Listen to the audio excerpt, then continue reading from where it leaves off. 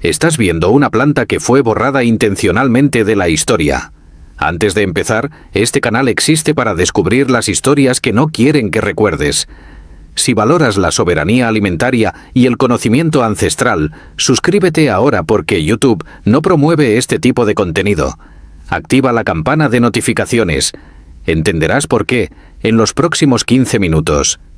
En 1972, un investigador llamado J. Russell Smith revisaba registros agrícolas del sur de Estados Unidos cuando descubrió algo inusual. Los libros de contabilidad de las plantaciones de la década de 1840 mostraban que las personas esclavizadas producían entre 180 y 220 kilos de alimentos ricos en proteínas al año a partir de un solo árbol, prácticamente sin mano de obra después del primer año. Los árboles no requerían riego, fertilización ni control de plagas. Simplemente crecían. Los alimentos que producían eran más nutritivos que el trigo, se almacenaban durante años sin refrigeración y podían prepararse de 1000 maneras. Pero Smith notó algo más en esos registros. Tras la emancipación, las referencias a este alimento comenzaron a desaparecer. Para 1920, rara vez se mencionaba. Para 1960, la mayoría de los estadounidenses ni siquiera habían oído hablar de él.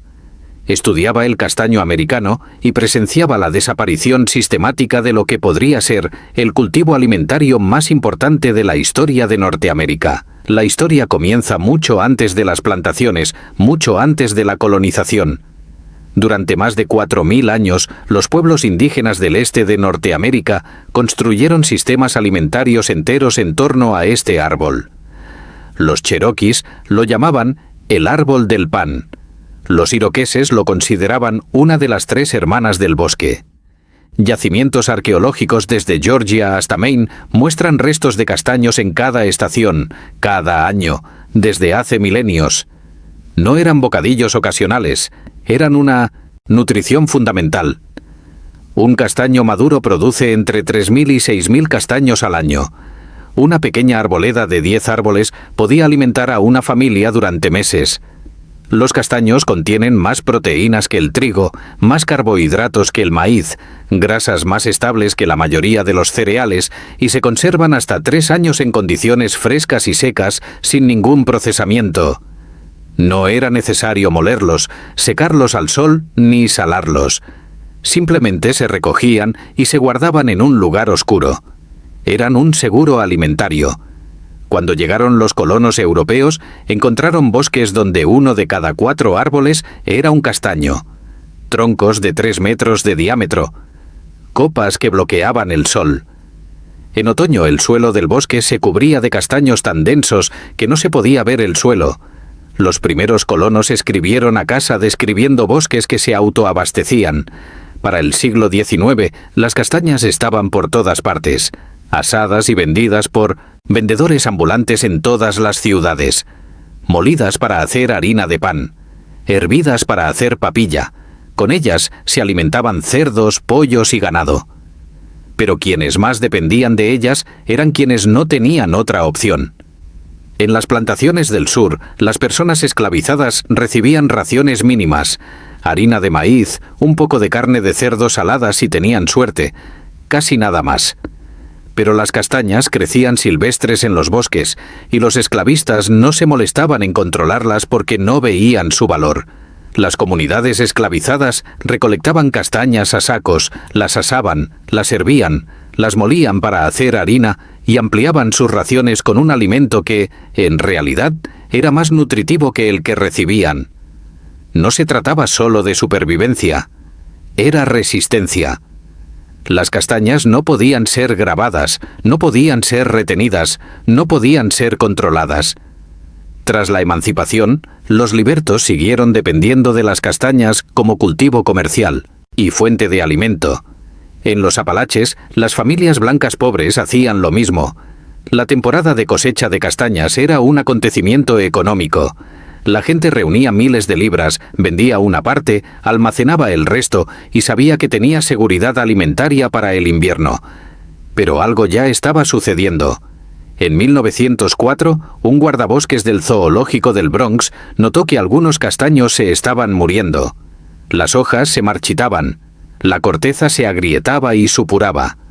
En 2 años, todos los castaños del Bronx estaban muertos. Un patógeno fúngico había llegado, probablemente en castaños japoneses importados, y el castaño americano no tenía resistencia. La plaga se propagó más rápido de lo que nadie creía posible. Para 1910 había llegado a Pensilvania. Para 1920 había llegado a las Carolinas. Para 1940, casi todos los castaños americanos maduros del este de Estados Unidos estaban muertos. 4.000 millones de árboles, desaparecidos en menos de 40 años. Pero aquí está la parte de la que no hablan. La plaga del castaño no solo mató árboles, acabó con una cultura alimentaria. En una generación, la gente olvidó que las castañas eran alimento. Las recetas desaparecieron. El conocimiento de cómo cosecharlas, almacenarlas y procesarlas se desvaneció. Para la década de 1960, cuando se decía castaña, la gente pensaba en la canción navideña, no en la cena. Y esto no fue un accidente. A medida que la plaga se extendía, la agricultura industrial estaba en auge. El maíz y el trigo estaban siendo subsidiados. El monocultivo se promovía como moderno y eficiente. La castaña representaba algo incompatible con esa visión. Era un cultivo perenne, no anual. No requería químicos, ni labranza, ni riego. No podía ser patentado ni controlado. Alimentaba a personas fuera del sistema de mercado. Y cuando comenzó a morir, nadie en el poder intentó salvarla. No hubo programas de cultivo de emergencia, ni ayuda federal para las comunidades que dependían de ella. La plaga fue tratada como una tragedia desafortunada, no como una crisis de seguridad alimentaria. Y poco a poco, la castaña fue rebautizada. Pasó de ser un alimento básico a una novedad. De un cultivo de supervivencia a una guarnición navideña. En el sur, esta eliminación tuvo un matiz específico. Las castañas habían sido un alimento de la libertad. Se asociaban con personas esclavizadas, con comunidades negras pobres, con economías de subsistencia que existían fuera del control de las plantaciones. Con la llegada de las leyes de Jim Crow y la parcería reemplazando a la esclavitud, se impulsó la idea de que esas comunidades dependían de la tienda de la empresa, de cultivos comerciales y de sistemas controlables. La castaña no encajaba. Y así, cuando murió, se permitió que permaneciera muerta en la memoria cultural. Recetas que se habían transmitido de generación en generación simplemente dejaron de existir. Para 1980 el conocimiento estaba casi extinto, pero los árboles no habían desaparecido del todo. Los castaños son testarudos. Aunque los árboles maduros murieron, las raíces sobrevivieron. Los retoños brotaban, crecían durante unos años, luego se infectaban y morían. Pero las raíces se mantuvieron vivas, generando nuevos brotes década tras década. Y algunas personas se dieron cuenta.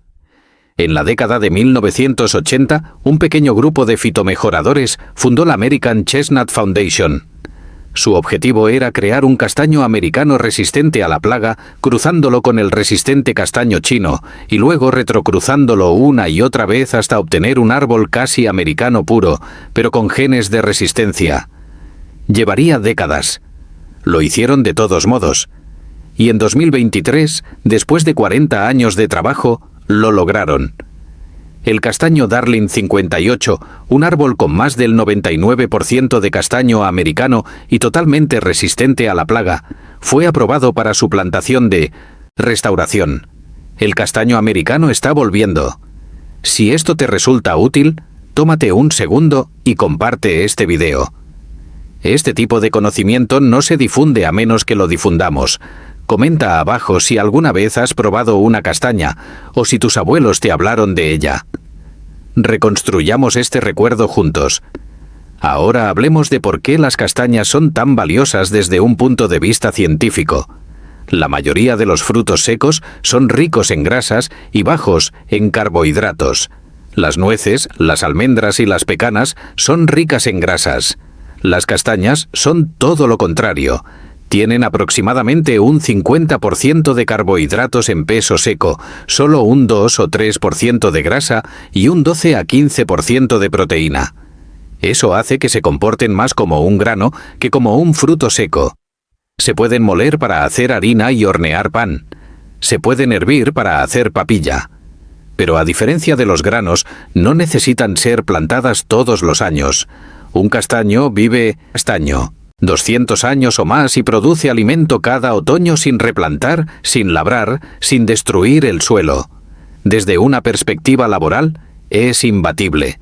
Lo plantas una vez y te alimenta toda la vida. Nutricionalmente, las castañas contienen los 9 aminoácidos esenciales, lo que hace que la proteína sea completa. Poseen cantidades significativas de vitamina C, algo poco común en frutos secos y cereales. Son ricas en vitaminas del complejo B, especialmente B6 y folato. Contienen manganeso, cobre y magnesio. Tienen un índice glucémico bajo a pesar de su alto contenido en carbohidratos, por lo que no aumentan los niveles de azúcar en sangre, como lo hacen los cereales refinados, y, al ser bajas en grasa, se conservan durante años sin ponerse rancias. En un mundo sin refrigeración, eso era todo. En términos de rendimiento, un solo árbol maduro produce entre 2.000 y 6.000 nueces al año. Eso equivale aproximadamente a entre 60 y 180 libras de alimento por árbol al año. Un pequeño huerto de 10 árboles produce entre 600 y 1.800 libras al año, sin ningún insumo después de establecerse. Sin fertilizantes, sin pesticidas, sin riego en la mayoría de los climas. Compare esto con el trigo, que requiere plantación, labranza, fertilización y control de plagas anuales. Una hectárea de castaños, una vez maduros, produce una cantidad comparable de alimento con una fracción de la mano de obra y sin ninguna degradación del suelo. Y los árboles mejoran el suelo con el tiempo. Si quieres contribuir a recuperar esto es lo que necesitas saber. Para identificar un castaño, busca hojas largas y lanceoladas con dientes afilados que apuntan hacia adelante en los bordes. Las hojas de castaño suelen medir de 15 a 20 centímetros de largo y tienen nervaduras prominentes. En junio, los árboles producen amentos largos de color blanco crema. En otoño, las nueces se forman dentro de abrojos espinosos, de color verde brillante al principio, que se vuelven marrones al madurar. Cuando los abrojos caen y se abren, las nueces en su interior son brillantes, de color marrón oscuro y ligeramente aplanadas, con la punta puntiaguda. Cultivar castaños es sencillo, pero requiere paciencia. Si va a plantar un retoño, elija un sitio con suelo bien drenado y pleno sol. Los castaños toleran diversos tipos de suelo, pero se desarrollan mejor en suelos francos ligeramente ácidos. Plántelo a la misma profundidad que el árbol en el vivero y riéguelo bien. Durante los 2 primeros años, riegue durante los períodos secos y mantenga las malas hierbas alejadas de la base. Después, el árbol debería ser autosuficiente. Los castaños crecen rápido. Un retoño sano puede crecer de 90 a 150 centímetros por año. No obtendrá frutos inmediatamente. La mayoría de los árboles empiezan a producir alrededor del 5º o 7º año y la producción aumenta a medida que maduran. Para el 15º año, un solo árbol puede producir 45 kilos de alimento al año. Los híbridos resistentes al tizón están empezando a estar disponibles a través de la American Chestnut Foundation y viveros especializados. Si te tomas en serio la seguridad alimentaria, planta 10 árboles. En 20 años, tendrás más alimentos de los que podrías aprovechar. Hablemos de la preparación. Las castañas empiezan a reaparecer en los mercados agrícolas en otoño. Busca castañas frescas en octubre y noviembre. Deben ser pesadas para su tamaño y tener la cáscara brillante e impecable. Las castañas frescas deben guardarse en una bolsa transpirable en el refrigerador, donde durarán meses. Si quieres guardarlas a largo plazo, déjalas secar lentamente en un lugar fresco y oscuro, hasta que la cáscara adquiera una textura similar al papel. Una vez secas por completo, se conservarán durante años. El método de preparación más común es asarlos. Con un cuchillo afilado haz un corte en forma de X en la parte plana de cada nuez, atravesando la cáscara sin llegar a la pulpa. Esto evita que exploten. Colócalas con el corte hacia arriba en una bandeja para hornear y ásalas a 200 de grila durante unos 20 minutos, hasta que la cáscara se desprenda y las nueces estén tiernas. Déjalas enfriar lo suficiente para poder manipularlas y luego retira la cáscara y la fina piel interior. La pulpa debe ser dulce, ligeramente almidonada y cremosa. Hervirlas es otra opción. Rasgue las cáscaras de la misma manera y luego hierva las castañas durante unos 15 minutos. Las cáscaras se ablandarán y se desprenderán más fácilmente, y las castañas quedarán más suaves y con un sabor más neutro. Las castañas hervidas son perfectas para añadirlas a sopas, guisos o platos de cereales. También puedes moler castañas secas para hacer harina usando un molino de granos o una licuadora de alta potencia. La harina de castañas es naturalmente dulce y ligeramente terrosa. Funciona bien en panqueques, magdalenas y panes planos, aunque no contiene gluten, por lo que no leva como la harina de trigo. Muchas recetas tradicionales combinan harina de castañas con trigo o maíz para darles estructura. En los Apalaches se hacía pan de maíz con castañas. En Italia se hacía castagnaccio, un pastel denso de castañas con romero y aceite de oliva. En Corea las castañas se cuecen al vapor con arroz o a fuego lento en guisos. Una preparación casi olvidada son las gachas de castañas. Se toman castañas secas, se muelen gruesas y se cuecen a fuego lento en agua o leche hasta que se deshagan en una pasta espesa y cremosa. Se añade un poco de sal, quizás miel o mantequilla. Este fue un alimento de supervivencia durante miles de años. Hay una urgencia en esto que va más allá de la nostalgia. En este momento el sistema alimentario mundial es más frágil que nunca. Dependemos de unos pocos cultivos, la mayoría anuales, y la mayoría de ellos dependen de insumos, químicos, combustibles fósiles y condiciones climáticas estables. Cuando cualquiera de estos factores falla, el sistema se desmorona. Lo hemos visto. La respuesta siempre es redoblar los esfuerzos con el mismo modelo industrial. Más productos químicos, más monocultivos, más control. Pero ese modelo está quemando el suelo, agotando los acuíferos y produciendo alimentos menos nutritivos que hace 50 años. Necesitamos alternativas, y esas alternativas ya existen. Se encuentran en los alimentos que comían nuestros antepasados, en los cultivos que no necesitan replantarse cada año, en los sistemas que fortalecen el suelo en lugar de destruirlo. La castaña es una de esas alternativas. Representa una forma de pensar sobre los alimentos que hemos perdido. Alimentos que no requieren propiedad de la tierra ni acceso al capital. Alimentos que mejoran el medio ambiente en lugar de degradarlo. Alimentos que perduran. El hecho de que la castaña fuera estigmatizada, el hecho de que se asociara con la pobreza y el atraso, no fue casualidad. Era una característica de un sistema que requiere que las personas sean dependientes.